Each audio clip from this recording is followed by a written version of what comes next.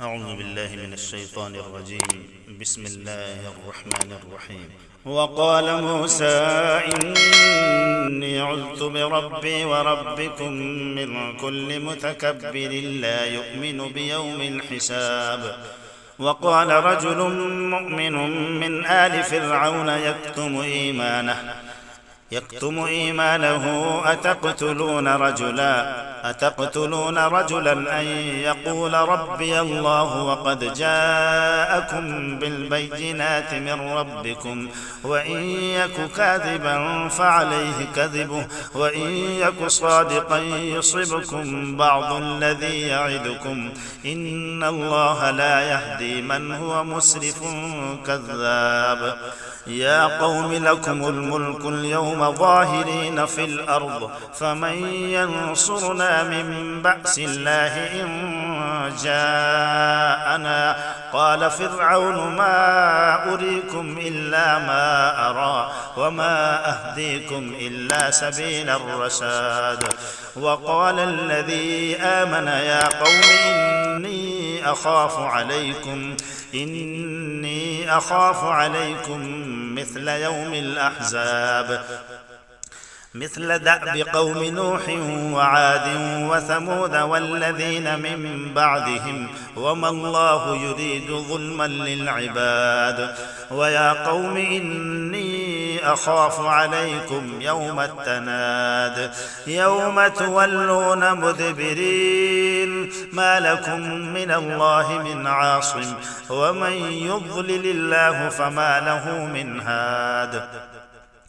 ولقد جاءكم يوسف من قبل بالبينات فما زلتم في شك مما جاءكم به حتى إذا هلك قلتم لن يبعث الله من بعده رسولا كذلك يضل الله من هو مسرف مرتاب.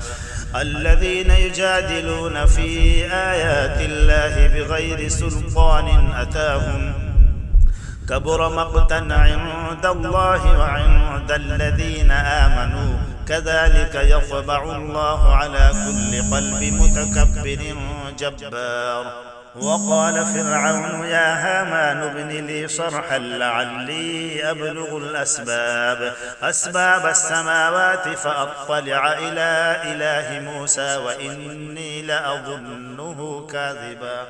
وكذلك زين لفرعون سوء عمله وصد عن السبيل وما كيد فرعون إلا في تباب. وقال الذي آمن يا قوم اتبعون أهدكم سبيل الرشاد. يا قوم إنما هذه الحياة الدنيا متاع وإن الآخرة هي دار القرار. من عمل سيئة فلا يجزى إلا مثلها ومن عمل صالحا من ذكر أو أنثى وهو مؤمن فأولئك يدخلون الجنة يرزقون فيها بغير حساب.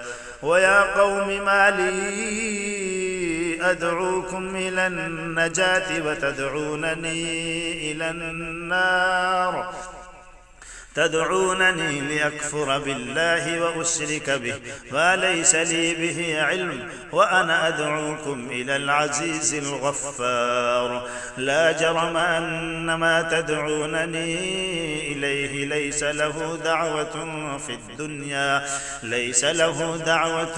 الدنيا ولا في الآخرة وأن مردنا إلى الله وأن المسرفين هم أصحاب النار. صدق الله العظيم.